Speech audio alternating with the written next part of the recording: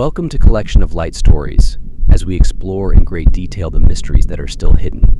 We have a good story today. Hungary is where it starts, and Kentucky is where it finishes. It tells the tale of two tumultuous meetings that have an odd connection. Our guests tonight had the opportunity to see it all for themselves by peering over the edge of something unknown. I want to get right to the point. I appreciate being here, sharing what had been bothering me since that summer was a relief. Let's go back to the start. What drew you and your friends to Hungary? Let's explore these odd locations. Have you been there before? It's actually the summer of 2024. My friend and his brother live near a dense forest, and I'm obsessed with this. Open the unknown every night, we would explore the surrounding forest or deserted fields. I hope to see something from space. I think we just need a change of pace and excitement. And one evening, we received more than we expected. What happened that evening? Around 9 p.m. we finished our tour as usual. The stars were barely visible through the trees in the dark sky. Before going home, we decided to go to one last place, which is an abandoned racetrack. Along the way. It looks amazing. However, our curiosity gets the better of us. What did you see when you arrived? At first, it was just darkness. However, there was something at the end of the road. Glowing figure, although it has a human appearance, but it wasn't like that. It shimmered slightly, a pale white, but no other light could touch it. There are no trees or on the ground. You say it glows, but only around itself. That's strange. The brightness was suppressed. It was as if he existed in his own world. Do you feel doubt or fear? Both of us want to get closer and try to get closer to him, but it did something strange. It tilted slightly as if it knew we were there, but didn't move. At that point, fear took over. We were so scared we ran to our friend's house. Did you try to refute what you saw after you were safe? Yes. Surprisingly, we all have different memories. It seems that memories are distorted and changeable. My friend has one interpretation, his younger brother had another interpretation, and I have my own interpretation. It's like nothing we see needs to be explained. So what do you do? Have you gone back? We did it. Maybe it was curiosity or stubbornness. The second time we arrived, the figure was still in the same spot, as if waiting for us. But this time the situation is worse. How? We heard a loud barking sound from nowhere. I turned to see a large white dog standing on the empty plain to our right, staring at us intently, but the strange part was that my friend only heard the barking. They didn't see the dog. It was as if I was looking at something separate from them. It was as if this creature was showing each of us something different. I'm worried about that. Plus, the more you run, the better you'll feel. Already followed, right? Sure enough, behind us the dog howled. We all run at different speeds. It seems to apply to all of us. Facing the end of the road, not far away, the figure and the dog disappeared. That sounds scary. Have you ever wondered what it is? I have a hypothesis. It is possible that some animals have the ability to trick our minds and manipulate our senses. Hallucinations, I said, but that didn't fully explain what was happening. He has a feel for it, as if he were free. A few months after you had something else happen. This time in Kentucky. Tell me about it. That's right. In October, my family and I went to Taylorsville, Kentucky to visit Grandma. It lives on a remote mountain covered in dense forest. The trees seem to close at night, even though it's beautiful during the day. What's going on there?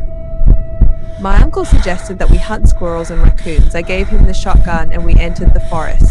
However, there was silence. There was nothing, no animals, no snoring. It was very quiet finally among the trees. We discovered an ancient grave. Old and faded, part of the inscription mentions demons. And this doesn't seem like a bad omen to you, does it? Yes, it is. However, before we can respond, the surrounding forest came to life again. The air was filled with loud screams, as leaves rose from the ground and surrounded us like a vortex. When we read the inscription, the forest itself seemed to respond. Anger seems to be everywhere. And my heart was pounding. What does your uncle do? He was afraid. He started shouting and shooting his shotgun in all directions. However, there was a strong feeling that there was no target or anything in sight. He grabbed my hoodie and dragged me home within a few turns. We moved quickly, but it was as if something invisible but dangerous was following us. Have you discussed this matter after you returned? No, we both just decided to forget about it, but it's hard to get rid of that fear. I've thought a lot since then. Similar to events in Kentucky and Hungary, both places seem to have a life of their own. So it's as if they're hiding something historical that shouldn't be visible. Do you think these events are connected or just a coincidence? I'm not sure. However, they make me feel that there are places in this world where reality deviates from reality, where life is hidden in the shadows. And it makes me wonder if some mysteries are meant to be solved in order to protect ourselves. I appreciate you telling your story. Tonight, I'm sure we'll all sleep with the lights on.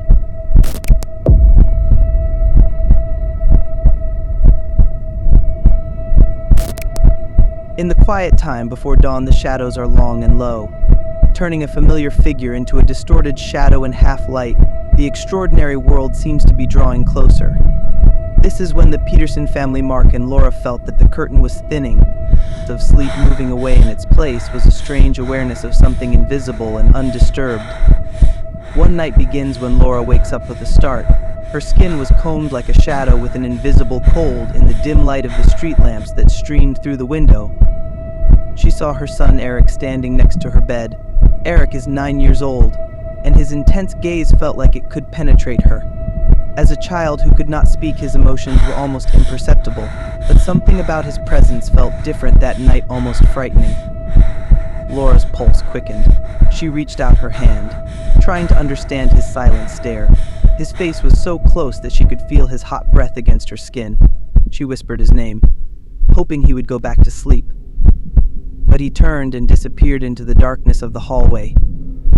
Laura felt relieved and lay down, but her mind refused to calm her down, and suddenly, as she slept uneasily, she heard the sound, a haunting, distant song. The melody is slow but consistent. Slow, sad Mexican ballads reverberated everywhere. His words of regret echoed in her heart, and it replays endlessly like a scratched record. The air became thick and heavy as the music stopped, until a voice rang out, separated from the song that is still attached to the song. Whispering only 2 words, "Spirit," she gasped, and she woke up Mark. His eyes blinked, blurred and distracted, but when he saw Laura's face, he knew something was wrong. They slept together. Her trembling body pressed against his as they tried to make sense of what had just happened. No words can describe it. The presence remained something cold and scary but invisible, watching them until the first rays of dawn finally break through. The next night there was an unsettling repetition. This time it was Mark's turn to wake up. The whole room was quiet, but a phrase from a pop song echoed in his mind. Looping like a broken ribbon, "My loneliness is killing me," the song reverberates, as if mocking the invisible solitude hidden within its walls. It scratched his mind and gnawed at his bones until he could hardly bear it. Then he heard the sound as he lay still, the unmistakable sound of a trampoline spring falling beside him. As he squeezed his ears, his pulse quickened. I wonder if he's imagining it. But there was a sound again. Something or someone stepped on the trampoline, but no one was there. Despite the constant moaning from the furnace, but Mark's breath was murmured with coldness, as if the air had become hostile. He grabbed his sweater and pulled it closer, but instead of getting warm, a cold feeling crept in. It chilled him to the core. "I can't deny it any longer," Mark whispered challenging words into the darkness. Hoping to get rid of whatever was left behind, it was an act of desperation, not faith, because he had never been aware of the existence of spirits or demons. But that night the air turned thick, filled with so much silence that I couldn't breathe.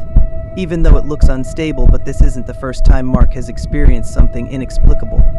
Memories took him back to his childhood, a house he vaguely remembered. With shadows hidden in the corners of the room, he remembers holding a walkie-talkie that was a birthday present from his grandmother late at night, when it suddenly made a breaking sound. It was a frightened and distant cry for help. His tiny hand squeezed around the machine as he listened until it froze in fear. Night after night he heard strange voices, perhaps his own name, whispered from the empty hallway. A black blur floated in the corner of the room. Watch him from the shadows as he crosses the house. That's when he felt something hit his face. An invisible finger stroked his cheek, before some force pushed him back. exhale from his lungs, and suddenly, when it began, the nausea stopped, the shadows disappeared, and the voices quieted. As House let go of him, it appeared to suffocate him. Once buried, memories are long forgotten. Up until the most recent night, I woke up once more. Right now, Mark was sitting alone in the dark living room. His heart beat louder in the silence. Strange events covering the whole house like mist, filling every nook and cranny with uneasy stillness. He wondered if his son Eric felt that way too, not that that was why he was standing at their bedside. Pulled by a foreign entity that seemed to tighten around them, the days passed in the same restless rhythm. Each night became thicker with fear. Laura and Mark lived a normal life, trying to ignore the coldness that seemed to cling to their skin. One evening, Laura saw Eric standing by the window. His eyes were fixed on something outside. She walked towards him, her feet pressed softly on the carpet, but her heart raced as she reached out to his side. He stared into the dark courtyard. Something strange caught her eye, a faint, hazy shape like a shadow with no source. "Eric," he said. He did not turn, but she whispered. She was surprised at how calm his eyes were. His face was intense but far away. It was as if he understood something she had never seen. Then, as if in response to her presence, the appearance trembled and slowly moved away into the darkness. Laura's breath hitched. She felt a pulse in her neck. An initial fear came over her. That night, Mark and Laura sat and talked late into the night. They compared their experiences. Each one was stranger than the last. And try to compile an explanation.